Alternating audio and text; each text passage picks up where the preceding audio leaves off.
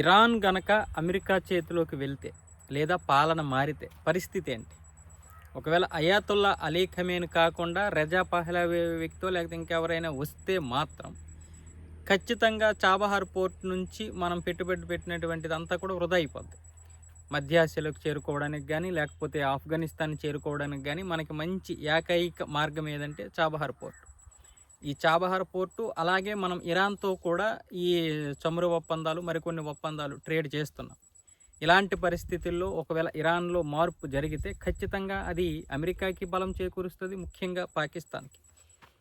ఈ షియా ముస్లిమ్స్, ఈ సున్నీ ముస్లిమ్స్ ఎవరైతే ఉన్నారో ఈ యొక్క కొట్లాటతోటి ఇప్పటి వరకు పాకిస్తాన్కి ఇరాన్కి చాలా దూరం పెరిగింది. అదే మనకి బలం.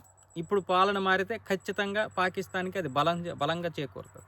అమెరికా ఆధిపత్యం ఉంటుంది, అది అమెరికా యొక్క ఇది కూడా ఉంటుంది కాబట్టి, నాయకత్వం ఉంటుంది కాబట్టి ఖచ్చితంగా అది పాకిస్తాన్కి చాలా బలం ఉంటుంది. మనకున్న ఏకైక మార్గం కూడా అక్కడ పోద్ది పశ్చిమాసియాలో. అందుకు ఇది మనకి ఒక పెద్ద దెబ్బే ఒకవేళ పాలన మారితే. ఒకవేళ మారకపోతే అక్కడ ఉన్నటువంటి ప్రజలకి పెద్ద దెబ్బ. అయితే ఇప్పుడు మన భారతదేశం గురించి మనం మాట్లాడుకుంటే మాత్రం ఇది చాలా వరకు ఒక మనకైతే పెద్ద దెబ్బే. ఇది ఖచ్చితంగా ట్రేడు విషయంలో తేడా కొట్టేస్తుంది.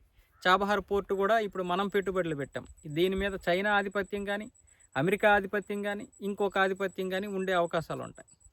అది పాకిస్తాన్కి ప్లస్ అవుద్ది. పాకిస్తాన్ కూడా విపరీతంగా సపోర్ట్ చేస్తుంది, విపరీతంగా రెచ్చిపోయే అవకాశాలు ఉంటాయి భారతదేశం మీద కావచ్చు, ఇరాన్ మీద కావచ్చు.